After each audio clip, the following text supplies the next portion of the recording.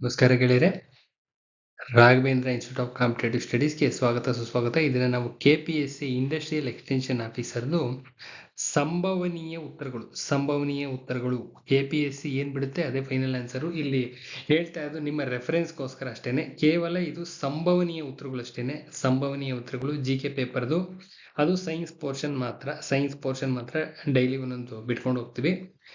ಸಂಭವನೀಯ ಉತ್ತರಗಳನ್ನ ನೋಡ್ತಾ ಹೋಗೋಣ. ಎಂತ ಉತ್ತರಗಳು?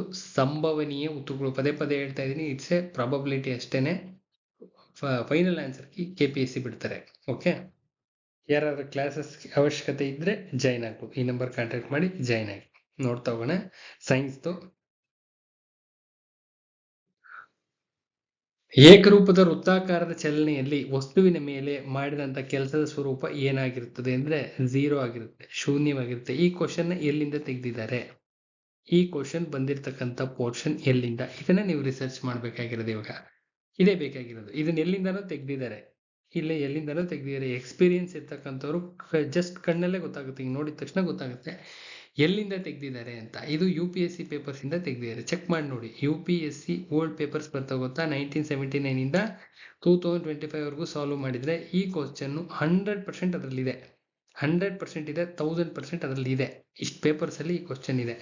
ಇದು UPSC ಪೇಪರ್ಸ್ ಇಂದ, ಓಲ್ಡ್ ಪೇಪರ್ಸ್ ಇಂದ ತೆಗೆದಿದ್ದಾರೆ. ಅರ್ಥ ಆಗ್ತಾ ಇದೆಯಾ? ಶೂನ್ಯ ಆಗಿರುತ್ತೆ, ಅಂದ್ರೆ 0 ಆಗಿರುತ್ತೆ. ನೆಕ್ಸ್ಟ್, ಒಂದು ವಸ್ತುವಿನ ವೇಗವನ್ನು ದ್ವಿಗುಣಗೊಳಿಸಿದರೆ if the velocity of an object is doubled, ಏನಾಗುತ್ತೆ answer? It's momentum is doubled. Answer ಅದರ ಆವೇಗವು ದ್ವಿಗುಣಗೊಳ್ಳುತ್ತದೆ.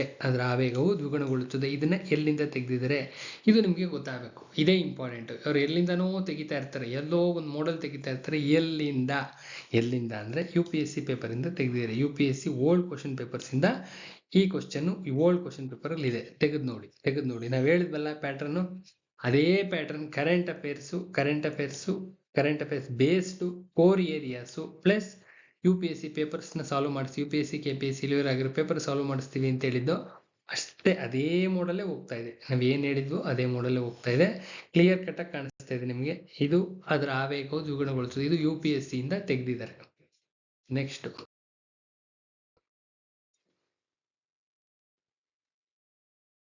ಓಝೋನ್ ಪದರದ ಸಂರಕ್ಷಣೆಗೆ ಸಂಬಂಧಿಸಿದಂತೆ ವಿಯೆನ್ನಾ ಒಪ್ಪಂದವನ್ನು ಯಾವ ವರ್ಷದಲ್ಲಿ ಅಳವಡಿಸಿಕೊಳ್ಳಲಾಯಿತು? 1985. Right answer 1985. 1985 is the right answer. 1985 is the right answer. Ozone ಪದರದ ಎಲ್ಲಾದ್ರೂ ಕರೆಂಟ್ ಅಫೇರ್ಸ್ ನಲ್ಲಿ ಇದ್ರೆ, ಓಝೋನ್ ಪದರ ಎಲ್ಲೋ ಕರೆಂಟ್ ಅಫೇರ್ಸ್ ಅಲ್ಲಿ ಇದೆ, ವರ್ಷದ ಕರೆಂಟ್ ಅಫೇರ್ಸ್ ಅಲ್ಲಿ ಇದೆ. ಸೊ ಓಝೋನ್ ಪದಕ್ಕೆ ಸಂಬಂಧಪಟ್ಟಿದ್ದೆಲ್ಲ ಓದ್ಕೊಂಡಿದ್ರೆ ಕ್ವಶನ್ ಬಂದಿದೆ. ಇದು ಕರೆಂಟ್ ಅಫೇರ್ಸ್ ಬೇಸ್ಡ್ ಇರುತ್ತೆ. ತೆಗೆದು ನೋಡ್ರಿ, ಕರೆಂಟ್ ಅಫೇರ್ಸ್ ಬೇಸ್ಡ್ ಇರುತ್ತೆ. ಕರೆಂಟ್ ಅಫೇರ್ಸ್ ಬೇಸ್ಡ್ ಅನ್ನೋ ವರ್ಡ್ ಯೂಸ್ ಮಾಡ್ತಾ ಇದೀನಿ. ಓಝೋನ್ ಪದರ ಎಲ್ಲೋ ಕರೆಂಟ್ ಅಫೇರ್ಸ್ ಅಲ್ಲಿ ಇದೆ, ವರ್ಷದಲ್ಲಿ ಕರೆಂಟ್ ಅಫೇರ್ಸ್ ಅಲ್ಲಿ ಇದೆ. ಸೊ ಓಝೋನ್ ಪದರದ ಮೇಲೆ ಎಲ್ಲಾ ಪ್ರೊಬಬಿಲಿಟಿ ಕ್ವಶನ್ಗಳು ಚೆಕ್ ಮಾಡಿರ್ತಾರೆ, ಪ್ರತಿಯೊಂದು ಚೆಕ್ ಮಾಡಿರ್ತಾರೆ. ಓಝೋನ್ ಪದರದ ಮೇಲೆ ಏನೇನ್ ತೆಗಿಬಹುದು ಅಂತ ಎಲ್ಲಾ ಪ್ರೊಬಬಿಲಿಟಿ ಚೆಕ್ ಮಾಡಿದಾಗ ಇದನ್ನ ತೆಗ್ದಿದ್ದಾರೆ. ಕ್ಲಿಯರ್ ಆಗಿ ಕಾಣಿಸ್ತಾ ಇದೆಯಲ್ಲ? ಇದನ್ನ ತೆಗ್ದಿದ್ದಾರೆ. 40 years ಆಗಿದೆ, ತೆಗ್ದಿದ್ದಾರೆ. ಇದನ್ನ 40 years ಆಗಿರೋದು ಕಾಣಿಸ್ತಾ ಇದೆಯಾ? ಕರೆಕ್ಟಾಗಿ 40 years ಆಗಿದೆ, ತೆಗ್ದಿದ್ದಾರೆ ಕ್ವಶನ್. ಅರ್ಥ ಆಗ್ತಿದೆಯಾ ಯಾವ ತರ ತೆಗಿತಾರೆ ಅಂತ? ಈ ತರ ಇರುತ್ತೆ. Next, salts of sorbic acid and propanoic acid used as a food preservatives ಆಗಿ ಯೂಸ್ ಮಾಡ್ತೀವಿ. ದಿಸ್ ಎ ಕೋರ್ ಏರಿಯಾದಲ್ಲಿ ಬರುತ್ತೆ. ಇದು ಕೋರ್ ಏರಿಯಾದಲ್ಲಿ ಬರುತ್ತೆ. ಅರ್ಥ ಆಗ್ತಾ ಇದೆಯಾ? This a one of the core area. ಇದು ಕರೆಂಟ್ ಅಫೇರ್ಸ್ ಬೇಸ್ಡ್, ಇದು ಕೋರ್ ಏರಿಯಾ. ಅದು UPSC ಪೇಪರ್ಸ್ ಇಂದ ತೆಗ್ದಿದ್ದಾರೆ. ಗೊತ್ತಾಗ್ತಾ ಇದೆಯಾ ಎಲ್ಲೆಲ್ಲಿಂದ ಕ್ವಶನ್ಸ್ ಬರ್ತಾ ಇದಾವೆ ಅಂತ? ಏನ್ ಹೇಳಿದೀವಿ ಅದೇ ಮೋಡಿಂದಾನೇ ಬರ್ತಾ ಇದಾವೆ. ಅದೇ ಮೋಡ್ ಯಾವ ರೀಸನ್ಸ್ ಹೇಳಿದೀವಿ ಅದೇ ರೀಸನ್ ಇಂದ ಕ್ವಶನ್ಸ್ ತೆಗಿತಾ ಇದ್ದಾರೆ. ನೆಕ್ಸ್ಟ್, ಸಾರ್ಬಿಕ್ ಆಮ್ಲ ಮತ್ತು ಪ್ರೊಪನೋಯಿಕ್ ಆಮ್ಲದ ಉಪ್ಪನ್ನ ಏನಾಗಿ ಬಳಸ್ತಾರೆ ಅಂದ್ರೆ ಆಹಾರ ಸಂರಕ್ಷಕಗಳು. ಇದಾಯ್ತು, ಜಸ್ಟ್ ಆಯ್ತು, food preservatives. Next, which of the following is used as a beauty parlour for a hair setting use ಮಾಡ್ತಕ್ಕಂಥದ್ದು ಸಲ್ಫರ್ ಯೂಸ್ ಮಾಡ್ತಾರೆ. ಹೇರ್ ಸೆಟ್ಟಿಂಗ್ ಯೂಸ್ ಮಾಡ್ತಕ್ಕಂಥದ್ದು ಯಾವುದು? ಸಲ್ಫರ್ನ ಯೂಸ್ ಮಾಡ್ತಾರೆ ಹೇರ್ ಸೆಟ್ಟಿಂಗ್ಗೆ. ಹೆಣ್ಮಕ್ಳು ಕೂದಲುಗಳನ್ನೆಲ್ಲ ಸ್ಟ್ರೈಟ್ನಿಂಗ್ ಏನೋ ಮಾಡ್ಕೊ ಬರ್ತಾರಲ್ಲ, ಅದಕ್ಕೆ ಸಂಬಂಧಪಟ್ಟಿರ್ತಕ್ಕಂಥದ್ದು. Which one of the following is use to beauty parlours for a hair setting ಅಂದ್ರೆ sulphur is the right answer. ಅರ್ಥ ಆಗ್ತಾ ಇದೆಯಾ? ಇದು ಡೇ ಟು ಡೇ ಲೈಫಲ್ಲಿ, ದೈನಂದಿನ ಜೀವನದಲ್ಲಿ ವಿಜ್ಞಾನ ಅಂತ ಬರುತ್ತೆ. ದೈನಂದಿನ ಜೀವನದಲ್ಲಿ ವಿಜ್ಞಾನ, ಅದಕ್ಕೆ ಸಂಬಂಧಪಟ್ಟಿರ್ತಕ್ಕಂಥ ಕ್ವಶನ್ ಇದು. ದೈನಂದಿನ ಜೀವನದಲ್ಲಿ ವಿಜ್ಞಾನ ಅಂತ ಈ ತರದವೇ ಸುಮಾರು ಒಂದು 500ರಿಂದ 1000 ಕ್ವಶನ್ಸ್ ಇದಾವೆ. ಅಷ್ಟು ನೋಡ್ಕೊಂಡು ಹೋದ್ರೆ ಅದರಲ್ಲಿ ಇದು ಬಂದಿದೆ. ದೈನಂದಿನ ಜೀವನದಲ್ಲಿ ವಿಜ್ಞಾನ ಅಂತಕ್ಕಂಥ ಟಾಪಿಕ್ ಮೇಲೆ 500ರಿಂದ 1000 ಕ್ವಶನ್ಸ್ ಇದೇ ತರದವಿದಾವೆ. ಇದೇ ತರದವು ಸಪ್ರೇಟ್ ಇದಾವೆ. ಅವಷ್ಟನ್ನು ನೀಟಾಗಿ 10 ಸಾರಿ ನೋಡ್ಕೊಂಡು ಹೋದ್ರೆ ಅದರಲ್ಲೇ ಬಂದಿರುತ್ತೆ. ಇದು ಎಲ್ಲಿಂದ ಬಂತು ಅಂತ ಗೊತ್ತಾಯ್ತಲ್ಲ. ನೆಕ್ಸ್ಟ್ ಇಲ್ಲಿದೆ ನೋಡ್ರಿ. ಚಿನ್ನ ಒಂದು ಏನು? ಚಿನ್ನ ಒಂದು ಮೆಟಲ್, ಕರೆಕ್ಟ್ ಆಗಿದೆ. ಸಲ್ಫರ್ ಒಂದು ಅಲೋಹ, ಸಲ್ಫರ್ ಒಂದು ನಾನ್ ಮೆಟಲ್, ಅದು ಕರೆಕ್ಟ್ ಆಗಿದೆ. ಸಿಲಿಕಾನ್ ಒಂದು ಮೆಟಲಾಯ್ಡ್, ಅದು ಕರೆಕ್ಟ್ ಆಗಿದೆ. 3ಕ್ಕೆ 3 ಕರೆಕ್ಟ್ ಆಗಿದಾವೆ. 3ಕ್ಕೆ 3 ಅಚ್ಚುಕಟ್ಟಾಗಿ ಕರೆಕ್ಟ್ ಆಗಿದಾವೆ. ಗೋಲ್ಡ್ ಒಂದು ಮೆಟಲ್, ಸಲ್ಫರ್ ಒಂದು ನಾನ್ ಮೆಟಲ್, ಸಿಲಿಕಾನ್ ಒಂದು ಮೆಟಲಾಯ್ಡ್. ಇದು ಡೀಪ್ ಆಗಿ ಅಂದ್ರೆ ಪೇಪರ್ ಒಳಗಡೆ ಏನು ಕೋರ್ ಏರಿಯಾದಲ್ಲಿ ತೆಗೆದಿದ್ದಾರೆ. ಕೋರ್ ಏರಿಯಾದಲ್ಲಿ ಬರ್ತವೆ ಇವೆಲ್ಲ ಕೋರ್ ಇಂಪಾರ್ಟೆಂಟ್ ಏರಿಯಾಗಳು. ಇವೆಲ್ಲ ಇಂಪಾರ್ಟೆಂಟ್ ಏರಿಯಾಗಳು. ಈ ತರ ಕ್ವಶನ್ಗಳನ್ನ ಚಾಯ್ಸ್ ಮಾಡಿ ಎತ್ಕೋಬೇಕು. ಈ ತರ ಕ್ವಶನ್ಗಳನ್ನ ಚಾಯ್ಸ್ ಮಾಡಿ ಎತ್ಕೊಂಡ್ರೆ ಗೊತ್ತಾಗುತ್ತೆ ನಿಮ್ಗೆ. ಎ ಬಿ ಸಿ ಈ ತರ ಕ್ವಶನ್ಗಳು ಬರ್ತಾನೆ ಇರ್ತವೆ. ಈ ತರ ಕ್ವಶನ್ ಮೇಲೆ 1 ಮಾರ್ಕ್ ತೆಗಿತಾನೆ ಇರ್ತಾರೆ. 1 ಮಾರ್ಕ್ ಬಂದೇ ಬರುತ್ತೆ. ಇದೇ ಟೈಪಲ್ಲೇ ಒಂದು ಮಾರ್ಕ್ ಬರ್ತಾ ಇರುತ್ತೆ. ಬೇರೆ ಬೇರೆ ಕ್ವಶನ್ಗಳು ಬೇರೆ ಬೇರೆ ಚಾಪ್ಟರ್ ಇಂದ ಎತ್ತಾ ಇರ್ತಾರೆ. ಬೇರೆ ಬೇರೆ ಚಾಪ್ಟರ್ ಇಂದ ತೆಗಿತಾ ಇರ್ತಾರೆ. ಸೊ ABC ಆಪ್ಷನ್ಸ್ ಅಲ್ಲೇ ಇರ್ತವೆ. ಯಾವುದೇ ಕಾರಣಕ್ಕೂ ಡೈರೆಕ್ಟ್ ಆನ್ಸರ್ಸ್ ಬರೋದಿಲ್ಲ. ನೆಕ್ಸ್ಟ್, ಯಾವ ಸಂದರ್ಭದಲ್ಲಿ ಕ್ಯೂಬಿಟ್ ಪದವು ಬಳಸಲಾಗುತ್ತದೆ? ಕ್ವಾಂಟಮ್ ಕಂಪ್ಯೂಟಿಂಗ್ ನಲ್ಲಿ ಬಳಸಲಾಗುತ್ತೆ. ಕ್ವಾಂಟಮ್ ಕಂಪ್ಯೂಟಿಂಗ್ ಅಂತ ಕಾನ್ಸೆಪ್ಟ್ ಇದೆ, ಅದರಲ್ಲಿ ಬಳಸಲಾಗುತ್ತೆ. Purely current affairs. Purely current affairs based. ಅರ್ಥ ಆಗ್ತಾ ಇದೆಯಾ? Current affairs based. ಎಲ್ಲಿಂದ ಕ್ವಶನ್ಸ್ ತೆಗಿತಾ ಇದಾರೆ ಅಂದ್ರೆ ದಯವಿಟ್ಟು ಗಮನಿಸಿ. ಯಾರ್ಯಾರು ಹುಡುಗರು ಓದ್ತಾ ಇದ್ದೀರಾ ದಯವಿಟ್ಟು ಗಮನಿಸಿ. ಏನೇನೋ ಓದ್ಕೊಂಡು ಏನೇನೋ ಮಾಡ್ಕೊಂಡು ಹಾಳಾಗೋಗ್ಬಿಡ್ರಿ. ಖಂಡಿತವಾಗ್ಲೂ ಎಕ್ಸಾಮ್ಗಳು ಸಮೇತ ಹಾಳಾಗೋಗ್ತವೆ. ಅದಕ್ಕೆ ಹೇಳ್ತಾ ಇದ್ದೀನಿ, ಕ್ವಶನ್ ಪೇಪರ್ ಕೈಗೆ ಬಂದಿದೆ ಅಲ್ವಾ? ಬಂದಿದೆ, ಅದನ್ನ ಕೂತ್ಕೊಳ್ರಿ. ಈ ಕ್ವಶನೇ ಯಾಕೆ ತೆಗೆದ್ರು? ಇದೇ ಕ್ವಶನೇ ಯಾಕೆ ಬಂತು? ಬೇರೆ ತೆಗಿಬೋದಾಗಿತ್ತಲ್ವ? ಬೇರೆ ಅವ್ರಿಗೇನು ಮಾಡಕ್ಕೆ ಕೆಲಸ ಇರಲಿಲ್ಲ, ಬೇರೆ ಏನೈತೆ ತೆಗಿಬೋದಾಗಿತ್ತಲ್ವ? ಇದೇ ಕ್ವಶನ್ ತೆಗಿಲಿಕ್ಕೆ ಕಾರಣ ಏನು? ಏನೋ ಒಂದು ರೀಸನ್ ಇರುತ್ತೆ. ಸುಮ್ಮನೆ ಪೇಪರ್ ಸೆಟ್ಟಿಂಗ್ ಯಾವುದೇ ಕಾರಣಕ್ಕೂ ಮಾಡಲ್ಲ.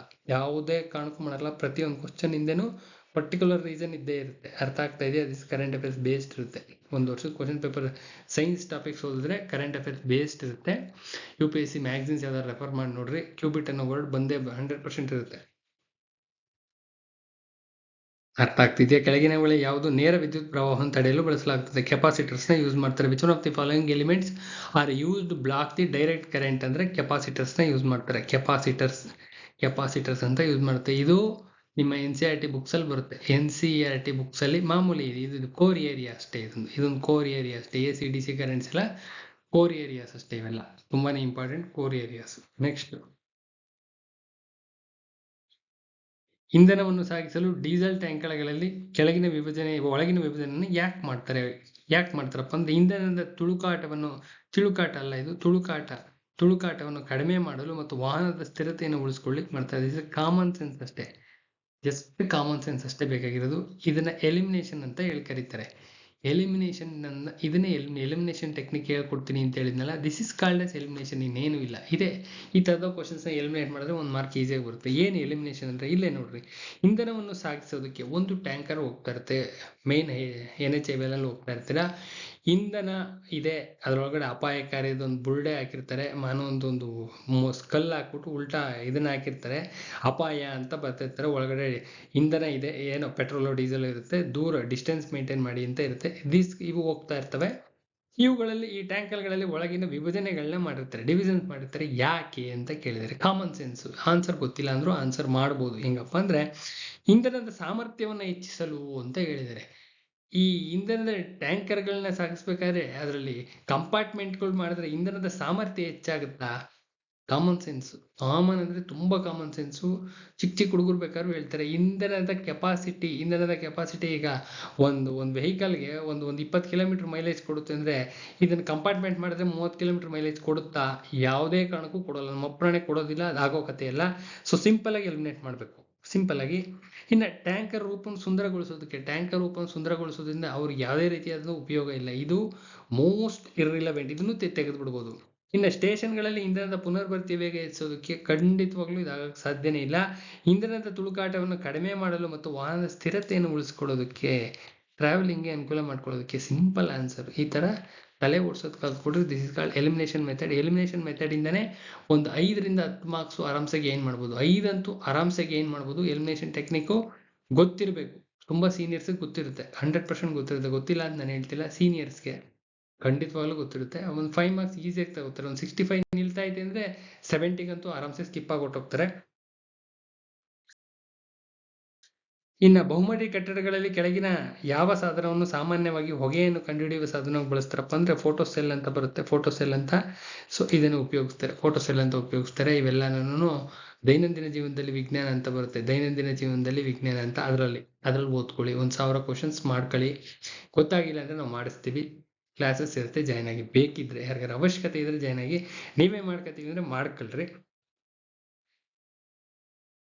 ನೆಕ್ಸ್ಟ್, ಪರ್ಫ್ಯೂಮ್ ಸ್ಪ್ರೇಯರ್ಗಳಲ್ಲಿ ಸ್ಪ್ರೇಯರ್ ಒತ್ತಿದಾಗ ದ್ರವ ಪರ್ಫ್ಯೂಮ್ ಮೇಲಕ್ಕೆ ಏರಿ ಮಂಜು ರೂಪದಲ್ಲಿ ಹರಡುತ್ತದೆ. ಈ ಕ್ರಿಯೆಯನ್ನು ಉತ್ತಮವಾಗಿ ವಿವರಿಸೋದು ಬರ್ನೌಲಿಸ್ ಪ್ರಿನ್ಸಿಪಲ್. ಇವೆಲ್ಲ ಕ್ಲಾಸಸ್ ಅಲ್ಲಿ ಮಾಡಿಸ್ತೀವಿ. ಪ್ರತಿಯೊಂದನ್ನು ಮಾಡಿಸ್ತೀವಿ ಕ್ಲಾಸಸ್ ಅಲ್ಲಿ.